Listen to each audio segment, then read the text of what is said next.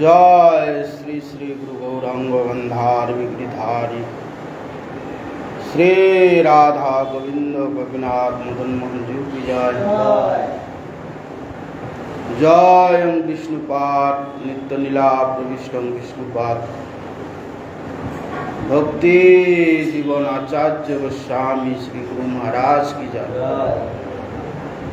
जय विष्णुपाद नित्य नीला प्रविष्टं विष्णुपाद भक्ति कमल मधुसूदन गोस्वामी श्री परम गुरु महाराज की जय। जय श्रीला भक्ति सिद्धांत सरस्वती गोस्वामी ठाकुर प्रभुपाद की जय। जय श्रीला गौर किशोर दास बाबा जी महाराज की जय। जय गौरी बलदेव विद्याभूषण प्रभु की जय। जय विश्वनाथ चक्रवर्ती ठाकुर की जय। जय नरोत्तम श्रीनिवास श्यामानंद प्रभु की जय। जय कृष्णदास कविराज गोस्वामी प्रभु की जय। जय नमाचार्य जय की जय। जय तुलसी महारानी की जय। जय भक्ति देवी की जय। जय भक्ति विघ्न भक्त विघ्न सर्व विघ्न विनाशानकारी भगवान नृसिंहदेव की जय। जय जगन्नाथ बलराम सुभद्रा देवी की जय। जय चैतन्य भागवत की जय। जय वृंदावन दास ठाकुर की जय। जय श्री अक्षय तिथि वरा की जय। जय परशुराम जयंती की जय।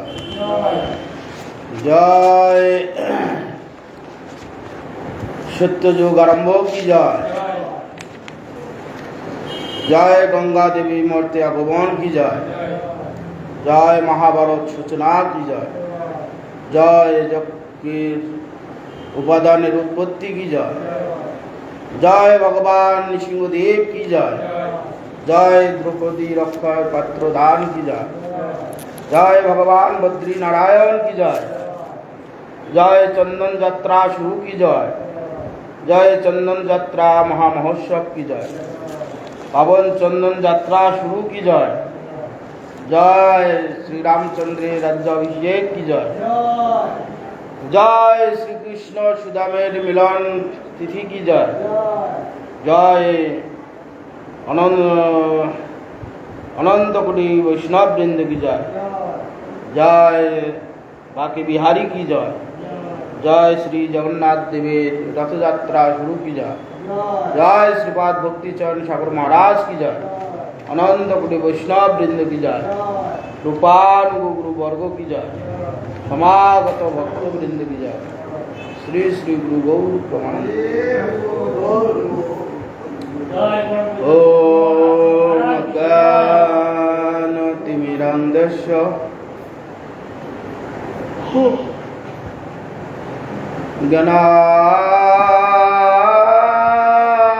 ज्ञानाञ्जनशलाकया चक्षुरुन्मीलितं येन तस्मै श्री गुरुवे नमः। श्री ब्रह्ममार्धय गौर्या सरस्वती नमस्तुते। श्री गुरु गौर गंधर्व गोविंद श्री भक्ति जीविने आचार्य जय विचर्जय प्रचर्याय तनुजे ऋतागाय रसगाय नितिगाय नमस्तुते। नमस्ते गौरवाणी श्रीमूर्त शुभवत्तम मानदत्तम वाग्मिने शांत दंत खंताय मान्ताय नमो नमो सत्यव्रताय संतन सौजन्य सबमूर्तये श्रीमते भक्ति जीवनाचार्याय गुरुदेवाय ते नमो। नमो শ্রীকালাজ্ঞায় জগন্নাথায় সুতায় চ সবিতায় সপুত্রায় সকলত্রায়তি নমো বঞ্চাকল্পতরুভ্যশ্চ কৃপা সিন্ধুভ্যৈব চ পতিতানাং পাবনেভ্যো বৈষ্ণবেভ্যো নমো নমো। বৃন্দায় তুলসী দেবৈ দিয়ায় কেশবস্য চ বিষ্ণু ভক্তি প্রতিদেবী সত্যবত্যয়ে নমো নমঃ। নমস্তে নরসিংহায় প্রহ্লাদায়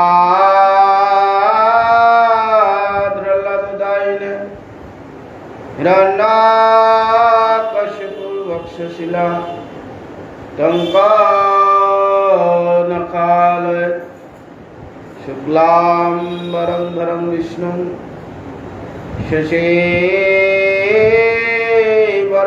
চতুর্ভুজং প্রসন্নবদनं ধ্যায়ेत् সর্ববিঘ্নোপশান্তয়ে।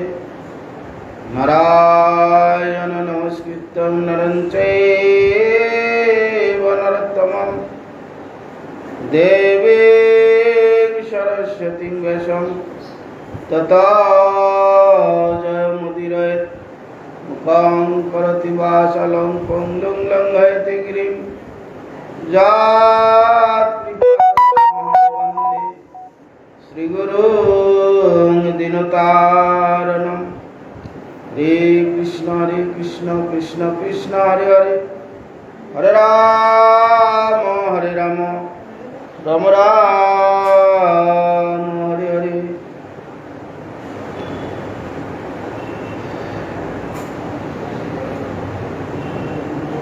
দাদা কিছু পড়াও।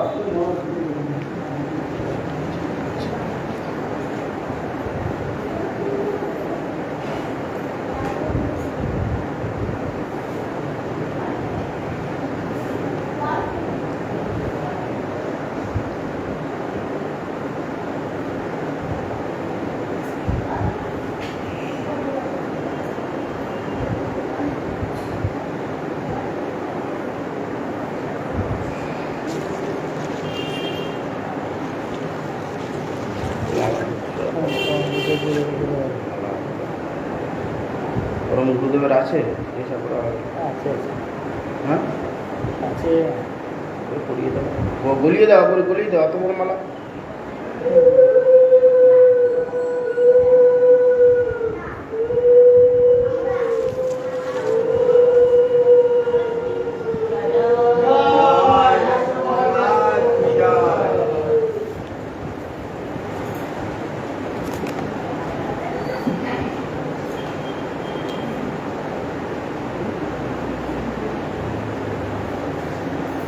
আজ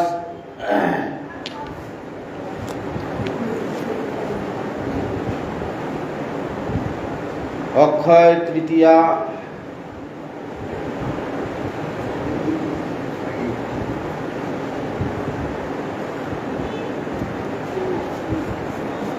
অক্ষয় তৃতীয়াতে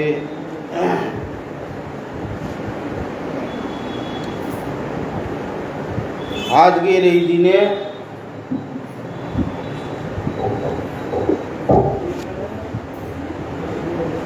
সত্যযুগ আরম্ভ হয়েছিল। সত্যযুগ এই তিথিতে আরম্ভ হয়েছিল। আমাদের সত্য, ত্রেতা, দাপর, কলি এই চারটা যুগ কালক্রমে একে একে যুগ পরময় শেষ হয়। আবার একটা যুগ আছে কলিযুগ। যেমন শুরু হয়েছিল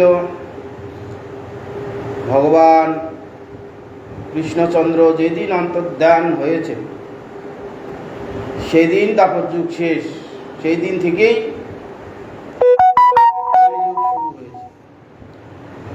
এই করতে করতে কলিযুগের বাস 4,32,000 বছর, এই করতে করতে 5,500 বছর গত হয়েছে। কলির বয়স 5,537 না কত বছর হচ্ছে, এরকম হবে। এই করতে করতে কলিযুগ একদিন শেষ হবে। কলিযুগ শেষ হলে আবার সত্যযুগ শুরু হবে। যখন কলিযুগ শেষ হবে, সত্যযুগ শুরু হবে, এই তিথিতেই আবার সেই কলিযুগ শুরু হবে, সত্যযুগ শুরু হবে। সেই জন্যে সত্যযুগ শুরু হয়েছিল এই দিনে। দান ব্রত আদি করলে অক্ষয়, যা নাকি এখানে ক্ষয় হয় না বলা আছে। কিন্তু জগৎ হচ্ছে নশ্বর, জগৎ হচ্ছে পরিবর্তনশীল, স্থায়ী এখানে কিছু নেই। এখানে আসতে গেলেই যেতে হবে। এখানে ব্রহ্মা আদি ইন্দ্র চন্দ্র কেউ স্থায়ী নয়। পৃথিবীটাই সেই স্থায়ী নয়, ব্রহ্মাণ্ডটা স্থায়ী নয়, ব্রহ্মাণ্ডটা একদিন নষ্ট হয়ে যাবে। অতএব পুণ্য যে অক্ষয় পুণ্য বলা হচ্ছে, যার ক্ষয় নেই, এরকম নেই যে পুণ্যটা থাকবে যতদিন ব্রহ্মার এক দ্বিপরার্ধ কাল যতদিন থাকবে, ততদিন এই পুণ্য স্বর্গে এসে বাস করবে। যারা পুণ্য আদি, হরে কৃষ্ণ, যারা দান ধ্যান আদি করবে স্বর্গে ততকাল থাকবে। হ্যাঁ, সেই জন্যে অক্ষয় স্বর্গ, যা নাকি ক্ষয় হয় না, স্বাভাবিক বলা হচ্ছে। সেই জন্য আজকের দিনে দান আদি, জল পুণ্য ঘটে, দান করলে প্রচুর পুণ্য হয়। তিল সহ দান করলে, জপ সহ দান করলে, বস্ত্র, প্রচুর পুণ্যের ফল হয়। সেই জন্য যারা পুণ্যার্থী আজকের দিনে প্রচুর দান আদি করে, স্বর্গে অক্ষয় স্বর্গ লাভ করবে, দীর্ঘকাল স্বর্গে বাস করবে। এক মন্বন্তর, 14 মন্বন্তর অবধি স্বর্গে বাস করবে। সে আমাদের এক কল্পকাল, মানে আমাদের চিন্তা অতীত। সত্য ত্রেতা দাপর, ভালো আছেন তো? সত্য ত্রেতা দাপর কলি, এই 4টা যুগ। এই 4টা যুগ হলে একটা চতুর্যুগ। এইরকম 71 চতুর্যুগ হলে একটা মন্বন্তর। 14 মন্বন্তরে ব্রহ্মার একদিন, এতকাল সে স্বর্গে বাস করবে। সেই জন্য অক্ষয় স্বর্গ বলা হয়।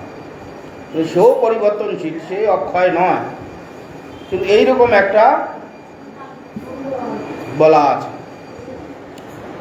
সেই জন্য আজকের দিনে প্রচুর দান ধ্যান আদি করে। আর অনেক একসঙ্গে অনেক তিথি এখানে সংযোগ হয়েছে।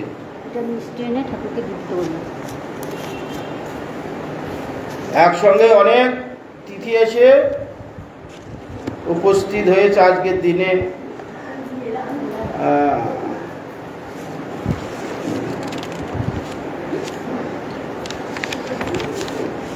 অক্ষয় তৃতীয়া, সত্য যুগ সূচনা হয়েছিল আজকের দিনে। আর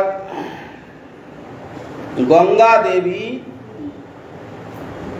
আজকের দিনে মর্তে আগমন হয়েছিল। গঙ্গা স্বর্গেতে ছিলেন, স্বর্গ থেকে কিভাবে আসবেন, তখন এই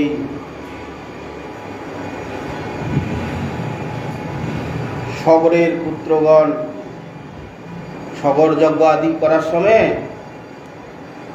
বারবার ইন্দ্র অশ্ব হরণ করে নিয়ে যাচ্ছিল। ইন্দ্র অশ্ব হরণ করে নিয়ে যাচ্ছিল। অশ্বমেধ যজ্ঞ করছে, 100 অশ্বমেধ যজ্ঞ করতে পারলে ইন্দ্রের পদবী সে প্রাপ্ত হবে। সেইটা ইন্দ্র চায় না যে আমার সমকক্ষ হোক বা আমার সমকক্ষ হলে আমার পদবি চলে যাবে, এইরকম একটা ইন্দ্রের ভয়। ইন্দ্রত্ব পাওয়া তো অতি সোজা বস্তু নয়। এখানকার 5 বছরের মন্ত্রিত্ব পেতে গিয়ে কত কাণ্ড করতে হচ্ছে। হ্যাঁ, 5 বছরের মন্ত্রিত্ব পেতে গিয়ে কত কাণ্ড করতে হয়। ইন্দ্রের পদবি পাওয়া চারটিখানি ব্যাপার। 100 অশ্বমেধ যজ্ঞ করলে ইন্দ্রের পদবি পাওয়া যাবে। স্বর্গের রাজা, ত্রিভুবনের রাজা, স্বর্গ মর্ত পাতাল, যেই ত্রিভুবনের রাজা, সেই পদবি কেউ ছাড়তে চায়? অশ্বমেধ যজ্ঞ করলেই ইন্দ্রের মৎসরতা এসে উপস্থিত হয়। 100 অশ্বমেধ কোনো মতেই সে পূর্ণ করতে দেবে না। কতবার চেষ্টা করেছে। এইরকম সগর মহারাজ 1টি 2টি 3টি করে 99টি অশ্বমেধ যজ্ঞ সম্পূর্ণ করেছে। 100টি যখন পূর্ণ করবেন, সেই সময় ইন্দ্র এসে বারবার অশ্ব হরণ করে নিয়ে যাচ্ছে। একবার নিয়ে যাচ্ছে, আবার একবার অশ্বমেধ যজ্ঞ করা, একবার অশ্বমেধ যজ্ঞ করা চারটিখানি ব্যাপার। কোটি কোটি টাকা খরচা, বারবার নিয়ে যাচ্ছে। তখন আবার যজ্ঞ করছে, আবার নিয়ে যাচ্ছে, আবার যজ্ঞ করছে। একবার ইন্দ্র এসেছে, সগরের পুত্রগণ দেশে, এবার কেউ যদি আসে আমরা পাহারা দেব, নিয়ে না যেতে পারে। তারা সজাগ ছিলেন। সেই সময় ইন্দ্র এসে অশ্ব খুলে নিয়ে পালিয়ে যাচ্ছে।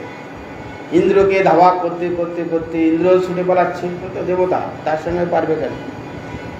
আর সগরের পুত্রগণও তৎকালীন যুগের মানুষ, কিন্তু এখনকার যুগে তারা দেবতা, সেইরকমই মানুষ ছিল। দেবতাগণের সঙ্গে কথা বলতো, দেবতাগণের সঙ্গে যুদ্ধ করছে, দেবতাগণের সঙ্গে লড়াই করছে। সাধারণ মানুষ, আমরা এখন দেবতাগণকে দেখতেই পাই না। তারা দেবতাগণের সঙ্গে সাক্ষাৎ কথোপকথন হতো।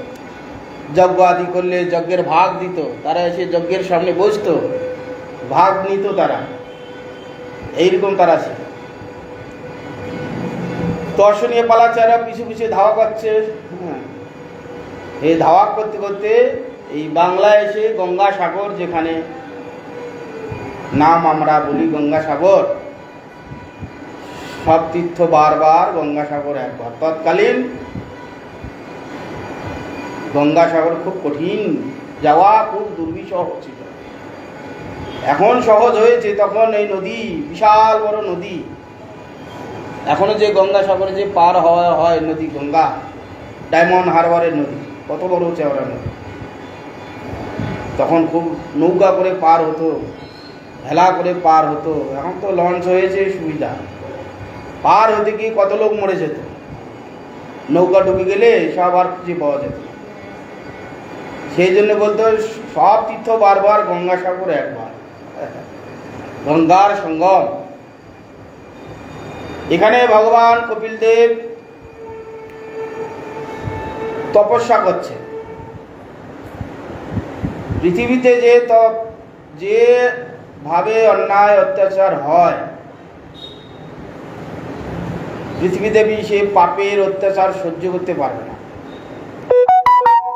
পৃথিবী ধ্বংস হয়ে যাবে।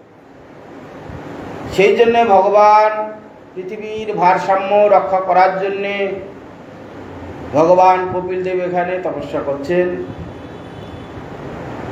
পৃথিবীর ভার সামঞ্জস্য রাখার জন্য ভগবান বদ্রী নারায়ণের তপস্যা করছেন নরনারায়ণ রূপে। তো সেখানে ভগবান কপিল দেব আবির্ভূত হয়েছিলেন গুজরাটে, হচ্ছে সিদ্ধপুর জায়গা, প্রাচীন সরস্বতীর ধারে। সেখানে কদ্দম ঋষি দেবহূতির গর্ভে ভগবান কপিল দেব আবির্ভূত হয়েছিলেন। তাকে মাকে এবং কদ্দম ঋষিকে সাংখ্য যোগের কথা, তত্ত্বকথা উপদেশ দিয়ে তিনি এখানে এসে বসে তপস্যা করছেন। তিনিও সেই ভগবানেরই তপস্যা করছেন, তিনি ভগবান। কারো তো ধ্যান করতে হবে, নিজের ধ্যান করছেন পৃথিবীর ভারসাম্য রাখার জন্য। তো সাগরের পুত্রগণ ইন্দ্রকে তাড়িত করে আস্তে আস্তে দেখছে আর এদের সঙ্গে পারছি না। একজন ঋষি বসে তপস্যা করছেন, তার কাছে ঘোড়া বেঁধে তারা ইন্দ্র অন্তর্ধান হয়েছে। এদের মনে তখন ক্রোধ এসে উপস্থিত হলো যে বেটা এত দূর আমাদের ছুটিয়ে নিয়ে এসে এখন ঘোড়াটা বেঁধে এখন বসে এখানে তপস্যা করা হচ্ছে, এইরকম তাদের ভাব এসে উপস্থিত হলো। এরা ইচ্ছা করলে জানতে পারতেন, সাগরের পুত্রগণ ইচ্ছা যদি করতে পারতেন যে কে বস্তু, তিনি এতদিন যে ভয়ে পালিয়ে এসে সঙ্গে সঙ্গে তো এখানে বসে তপস্যা করবেন না। এরা যদি একটু ইচ্ছা করতেন তাহলে জানতে পারতেন। কিন্তু ভগবানের ইচ্ছা, কাউকে কেন্দ্র করে একটা জিনিস করেন, এক কার্যে করেন প্রভু কার্য ৫-৭। মা গঙ্গা জগতে অবতীর্ণ হবেন, জীবের দশবিধ পাপ তাপ তিনি হরণ করে বিষ্ণু ভক্তি দান করবেন, মুক্তি পর্যন্ত দান করবেন। সেই জন্য এদের মনে এরকম ভাব হয়েছে, বুঝতে পারলেন না। তখন ভগবান কপিলদেবের উপর অস্ত্রাঘাত করতে গিয়ে কপিলদেব যখন তাকালেন, কপিলদেবের দৃষ্টিতে এদের পাপে নিজের পাপে নিজে তারা ভস্মীভূত হলেন। হওয়াতে তখন এরা কষ্ট পাচ্ছে।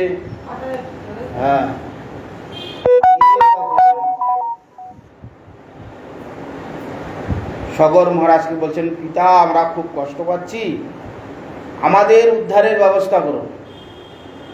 এই কথা যখন পিতাকে জানাচ্ছে, পিতা তখন চেষ্টা করলেন, কোনো মতে পারলেন না। তারপরে তার পুত্র দিলীপ, দেবাপী, অংশুমান, একে একে ভগীরথ, শেষ 3 পুরুষ 4 পুরুষ মিলে এদেরকে উদ্ধার করার জন্য চেষ্টা করছেন, কেউ পারলেন না। অবশেষে ভগীরথ এসে তপস্যা করতে মা গঙ্গা প্রসন্ন হলেন। মা গঙ্গা প্রসন্ন হয়ে বলছেন যে বৎস আমি তো যাব, কিন্তু আমি যে খরস্রোতস্বিনী, আমি গঙ্গা জল রূপে আছি, আমি যে মত্তলেকে নামবো পৃথিবীতে, আমার এই এত খরস্রোতা বেগ কে ধারণ করবে? আমি যে স্রোতে নামবো, পৃথিবী দেবী এপর উপর হয়ে যাবে, আমার বেগ পৃথিবী ধরে রাখতে পারবে না। তাহলে মাতা কি হবে? যাও, আমার বেগ একমাত্র ধরতে পারে মহাদেব, মহাদেবকে সন্তুষ্ট করো। এই তখন আবার ভগীরথ মহাদেবকে সন্তুষ্ট করে মহাদেব বললেন যে ঠিক আছে, আমি আমার জটার মধ্যে গঙ্গাকে ধারণ করব। এই গঙ্গার মহাদেব গঙ্গাকে জটার মধ্যে ধারণ করে কৈলাস রূপে সেখানে থেকে থাকলেন, জটা রূপে সেখানে জটার মধ্যে গঙ্গা অবতরণ করলেন। করে এই ভগীরথ আগে আগে শঙ্খ নিদাত করতে করতে গেলেন, পিছিয়ে পিছিয়ে গঙ্গা যাচ্ছে। যেতে যেতে হরিদ্বারে এসে সেখানে আবার সপ্ত ঋষিগণ আছেন। তন্য ঋষির কাজ দিয়ে যাচ্ছেন, জন্ম ঋষি ওর কাজ দিয়ে গঙ্গা যায়। জম্মু ঋষি কী করলেন, এক বন্ধু সে গোটা গঙ্গার জলটাকে পান করে দিলেন, গঙ্গাকে পান করে দিলেন। তাহলে আর গঙ্গা আসবে কী করে? জল গোটায় গঙ্গাকে গোটায় গিলে দিয়েছে। আবার সেই জন্মমণির তপস্যা করে জন্মমণিকে প্রসন্ন করলেন। জন্মমণি প্রসন্ন করে তার জানু থেকে আবার গঙ্গাকে বার করে দিলেন, দিয়ে সেখানে সপ্ত ঋষি আছে। তখন ওই 7টা ঋষির কাজ দিয়ে 7 ধারা হয়ে গঙ্গা আস্তে আস্তে এই গঙ্গাসাগরে গিয়ে মিলিত হলেন। দিয়ে সাগরের 60,000 পুত্রগণকে উদ্ধার করলেন। এই জন্য মত্তলোকে মা গঙ্গার অবতরণ আজকে হয়েছে। সেই জন্য আজ মহাপুণ্যতিথি, ভগবান পরশুরামের আবির্ভাব। আমাদের 10 অবতারের মধ্যে আছে কেশবধৃত, মীন শরীর, কেশবধৃত, কুর্ম, বৎস, বরাহ, রাম, পরশুরাম। ভগবানের সপ্তাবেজ অবতার পরশুরাম। তিনি যমদগ্নিকে কেন্দ্র করে অবতীর্ণ হয়েছিলেন। ক্ষত্রিয় ভগবত অংশ বিশেষ সপ্তাবেজ অবতার। তিনি অবতীর্ণ হয়ে তৎকালীন ক্ষত্রিয়দের অতি বারবারন্ত হয়েছিল। দিয়ে তিনি পৃথিবীতে 21 বার ক্ষত্রিয়কে নিক্ষত্রিয় করেছিলেন পরশুরাম। যতবার বধ করে, কোনো মায়ের পেটে বাচ্চা থেকে যায়, ছেলে মানুষ, স্ত্রীকে হত্যা করবেন না, সে থেকে আবার বংশবৃদ্ধি হয়, হতে হতে আবার বংশ বেশি হয়ে গেলে আবার এক ধার থেকে সব একবারে কেটে কেটে দিত। এইভাবে 21 বার ক্ষত্রিয় নিক্ষত্রিয় করেছিলেন। যমদগ্নি ছিলেন তপস্বী। তার তপশক্তিতে কামধেনু গাভী ছিল। কামধেনু গাভী তার তপস্যা শক্তি। যারা তপস্যা আদি করে একটা শক্তি অর্জন হয়, তপশক্তিতে কামধেনু গাভী পেয়েছে সে। গাভীর কাছে যা প্রার্থনা করতো সেই গাভী তাই দিত। এইটা হচ্ছে যমদগ্নির তপস্যা বল ছিল।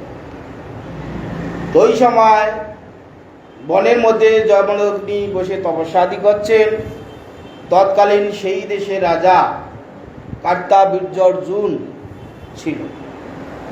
তিনি বনে মৃগয়া করতে গিয়ে দেখছেন ঋষির কুটির। সেখানে গেলেন। কার্তাবীর্যার্জুনকে দেখা মাত্র ঋষি যথা সম্ভব, যেরকম একজন রাজা এলে প্রজাদের আতিথ্য করা উচিত, সম্মান করা উচিত, রাজাও কিভাবে সম্মান আদি করেছে দেখতেছে। তপস্বী বাকছাল করে তপস্যা করছে, তার যে ভিতরে যে ঐশ্বর্য তপশক্তি প্রচুর ছিল। রাজা এসেছে, রাজার মতন করে তাকে আতিথ্য করলে তার যথা নীতি তার সম্মান আদি হবে। সেই জন্য সেখানে রাজ অট্টালিকা তৈরি করেছে, দাস দাসী করেছে, যত তার রাজার মন্ত্রীবর্গগণ গেছে, যে যেরকম তার সেরকম সেবা শুশ্রূষা, সেবা দাসী, নর্তকী সমস্ত কিছু দিয়েছে। তপশক্তি আছে, ইচ্ছা মাত্র সব হয়েছে। এখন কার্তাবীর্যার্জুন দেখছে যে আমি দেশের রাজা হয়ে আমার কাছে কিছুই এইসব নেই। আর ঋষি থাকে কুটিয়ায়, ব্যাগের ছাল পরে থাকে, আর ইচ্ছা মাত্র এই গাভী থেকে হাজার হাজার সৈন্য বার হলো, ঘর বাড়ি হলো, অট্টালিকা হলো, দাস দাসী হলো। রাজার কাছে কত দাস দাসী দিয়েছে, নর্তকী দিয়েছে, মন্ত্রীর কাছে দিয়েছে, যে যেরকম ব্যক্তি তার কাছে সেরকম সব দিয়েছে। এত ঐশ্বর্য এই গাভীর মধ্যে আছে। এই তখন তার ইচ্ছা হলো এই গাভীটা আমাকে নিতে হবে। কার্তাবীর্যার্জুনকে বলছে, ঋষি আপনি তো ঋষি, সাধু লোক, তপস্যা করেন, আপনার এই গাভী কি দরকার? গাভীটা আমাকে দিন, আমি রাজা, আমার অনেক কাজে লাগবে। চাকর নফর, রাজা মন্ত্রী সব কত কাণ্ড আছে আমার। যমদগ্নি বলছে, হে রাজন্য, এইটা আপনাকে দেওয়ার বস্তু নয়, এইটা আমার তপশক্তি। এই তপস্যা শক্তি আমি তপস্যা করে অর্জন করেছি, আমার কথা শুনবে। আপনি আপনাকে দিলে আপনার কথা শুনবে না, কেন এর মর্যাদা আপনি রাখতে পারবেন না, আপনি তো কষ্ট করেননি। যে কষ্ট করে অর্থ উপার্জন করে সে অর্থের মূল্যটা বোঝে, যে করে না তার মূল্য বোঝে না। আপনি পারবেন না, না জোর করে আমাকে নিতে হবে। জোর করে নিয়ে গেলেন।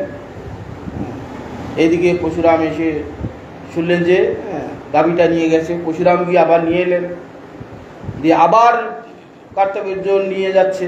এই করতে করতে যমদগ্নি এই করতে করতে রাগ হয়ে গেল। একদিন তার সহস্র হাত ছিল, কার্তাবীর্য অর্জুনের। ইচ্ছা করলে দুটো হাতেই থাকতো, যখন ইচ্ছা করতো 1000 হাত, এইদিকে 500 ওইদিকে 500 হাত বার, 1000 হাতে যুদ্ধ করতো। এও তত শক্তিশীল কার্তাবীর্য অর্জুন। দিয়ে একদিন দেখছে, হ্যাঁ এ তো খুব বারবারন্ত হচ্ছে, পরশুরাম কুঠা নিয়ে সমস্ত গাছের ডালের মতন সব হাতগুলোকে কেটে দিয়েছে যমদগ্নি। পরশুরাম কার্তাবীর্য অর্জুনে দিয়ে চলে গেছে। হ্যাঁ, দিয়ে শেষে মস্তকও আগে পুত্রগণকে মেরেছে, তারপরে কার্তাবীর্য অর্জুনকে মেরেছে। রাগ হয়েছে। একদিন যমদগ্নি তপস্যা করছিলেন, আর কার্তাবীর্য অর্জুনের ছেলে এসে যমদগ্নি মাথা কেটে নিয়ে চলে গেছে। এই তখন তার পরশুরামের ক্রোধ এসে দৃষ্টি করল যে ক্ষত্রিয় ক্ষত্রিয় হচ্ছে ব্রাহ্মণের দাস স্বরূপ, গোটা বিশ্বটা ব্রাহ্মণের অধিকার। ব্রাহ্মণগণ ধ্যান করে, তপস্যা করে, ভগবত আরাধনা করে দেশ শাসন করার কার্য নয়, এটা ক্ষত্রিয়দের কার্য, দেশ শাসন আদি করা। তারা ক্ষত্রিয় হতে এদের এত বারবারান্ত হয়েছে, এদের ক্ষত্রিয়কে বিনাশ করতে হবে। এই তখন ক্রোধে একবার হত্যা করলেন, আবার ক্ষত্রিয় গজে উঠল, আবার করলেন, এইভাবে 21 বার ক্ষত্রিয় নিধন করেছিল। পরবর্তীকালে যখন ভগবান রামচন্দ্র অবতীর্ণ হলেন, রামচন্দ্রের সঙ্গে মিলন হওয়াতে রামচন্দ্র বলছে তুমি কে? রামচন্দ্র বলছে আমি রাম। বলে আমার নাম তুমি নিয়েছ? তোমার এত বড় স্পর্ধা। তখন এই রামচন্দ্র বললেন ঠিক আছে, হ্যাঁ ধনুক দিলেন যে আমি বাণ বিদ্ধ করব। ভগবান রামচন্দ্র স্বয়ং অবতারী, আর হচ্ছে সত্যবীজ অবতার। পরশুরামকে স্পর্শ করা মাত্র সমস্ত শক্তি রামচন্দ্রের কাছে চলে গেল, সাধারণ একজন ঋষি হল। তখন বললেন যে প্রভু, আমি এই যে স্বর নিক্ষেপ করেছিলাম, ইচ্ছা করেছিলাম এই বাণটা কোথায় মারব। তখন রামচন্দ্র বলে কোথায় মারবে? বলে প্রভু এই আশীর্বাদ করুন আমার যেন স্বর্গদ্বার বন্ধ হয়ে যায়। এইভাবে তার কাছে পরশুরাম বর নিয়েছিলেন। পরশুরামের আজ আবির্ভাব তিথি। আর আজকে মহাভারত রচনা শুরু হয়েছিল। মহাভারত যখন তৈরি হবে, কৃষ্ণ দ্বৈপায়ন ব্যাস মহাভারত রচনা করবেন মহাভারতের আগেই। আজকের দিনে বদ্রিকা আশ্রমে বসে ব্যাসদেব বলেছেন, এবং গণেশ সিদ্ধিদাতা গণেশ বদ্রিকা আশ্রমে বসে লিখেছেন। আজকের দিনে মহাভারত রচনা শুরু হয়েছিল। ভগবান অবতীর্ণ হবেন। কিসের বাজনা হচ্ছে? বিয়ে বাড়ি আসবে।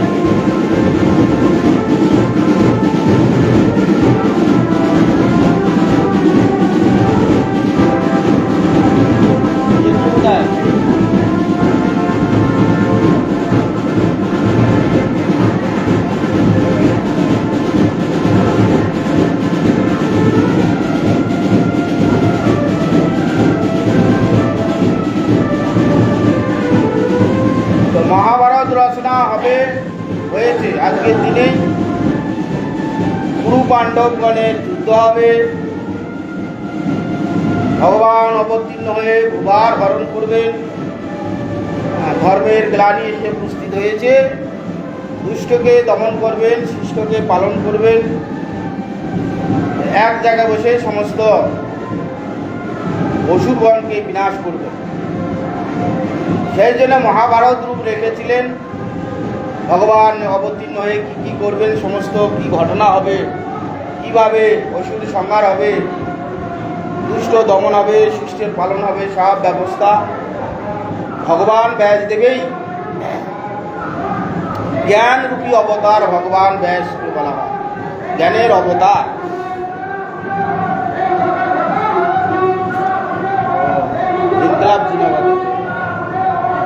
মহাভারত রচনা শুরু হয়েছিল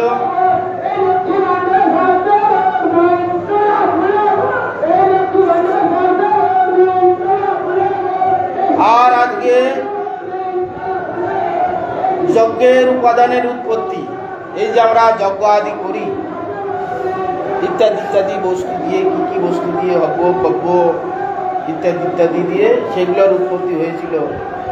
ঋষিগণ উত্তম উত্তম বস্তু দ্বারা এগুলো ভগবানের যজ্ঞের আহুতি হবে, এগুলো দিয়ে ব্যবস্থা করেছিলেন। আবার অনেকগুলো তিথি আছে একসঙ্গে। সীমাচলম জিওর নৃসিংহদেবের আজকের দিনে দর্শন। জিওর নৃসিংহ সীমাচলমে দক্ষিণ ভারত, সীমাচলম পাহাড় আছে, সেখানে পাহাড়ের উপরে ভগবান নৃসিংহদেব আছেন। সেখানে প্রহ্লাদকে, হিরণ্যকশিপুকে বধ করে ভগবান সেখানে বিশ্রাম নিয়েছিলেন।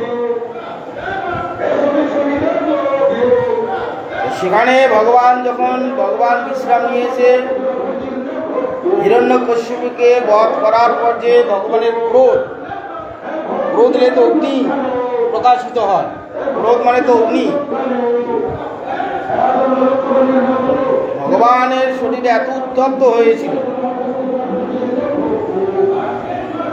ভগবানের শরীরে তাপ আর যাচ্ছিল না। সেখানে বসে এত ক্রোধ হয়েছিল ভক্তির উপর, এমনভাবে অত্যাচার করেছে, ভগবান আর সহ্য করতে পারলেন না। স্তম্ভার মধ্যে থেকে ভগবান প্রকাশিত হয়ে হিরণ্যাক্ষকে উরুর মধ্যে বসিয়ে নখ দিয়ে চিরে তার এবং রক্ত গোটা শরীরে মেখে নারী ঘুড়িগুলো গলায় পড়েছেন। এইরকম তার ক্রোধ হয়েছিল, ক্রোধে এক শরীর উত্তপ্ত হয়েছিল, শরীরে আর ঠান্ডা হচ্ছে না। তখন ওই চন্দন কাঠ, শীতল চন্দন তো শীতল, ভগবান সেখানে প্রকাশিত হয়েছিলেন, ওখানে বিশ্রাম নিয়েছিলেন। সেখানে ভক্তগণ এই চন্দন গায়ে লাগিয়ে শীতল করে।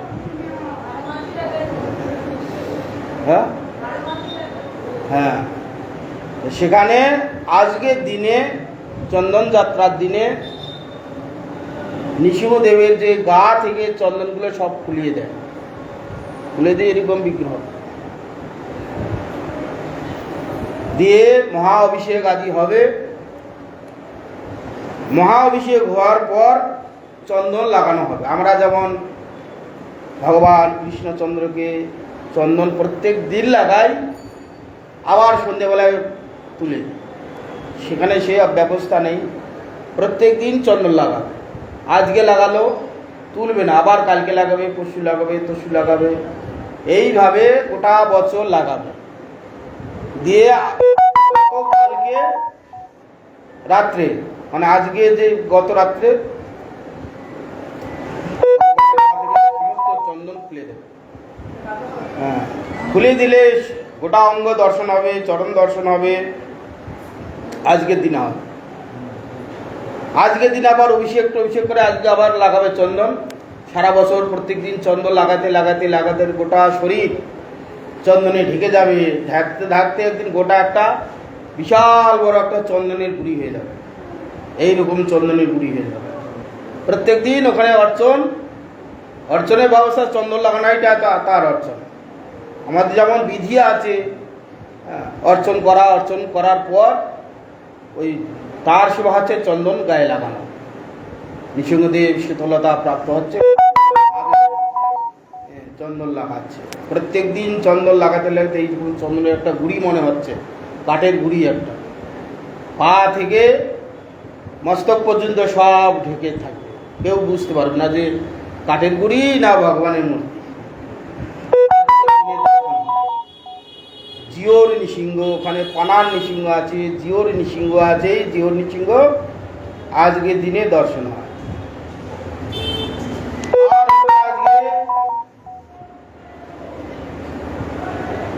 দ্রৌপদীর অক্ষয় পাত্র দান করেছিলেন সূর্যদেব। দ্রৌপদীকে অজ্ঞাত বা বনবাসে যাওয়ার সময় কোথায় কি খাবেন কি পাবেন সূর্যদেবের পূজা করতেন প্রত্যহ। দ্রৌপদীর প্রতি সূর্যদেব প্রসন্ন হয়ে বলেন, হে পুত্রী, তোমার প্রতি আমি সন্তুষ্ট হয়েছি, তোমার আরাধনায় আমি খুশি হয়ে তোমাকে একটা অক্ষয় পাত্র দান করছি। কেন দ্রৌপদী তো সাধারণ আমাদের মতন জন্ম হয়নি। দ্রৌপদীর জন্ম যাজ্ঞসেনী যজ্ঞ থেকে উৎপন্ন হয়েছে।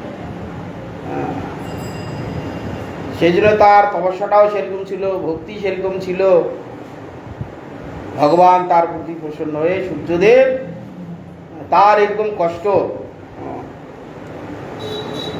রাজকন্যা হয়ে তার এইরকম কিভাবে তাকে নাজেহাল হইতে হয়েছে, কত কষ্ট পেতে হয়েছে।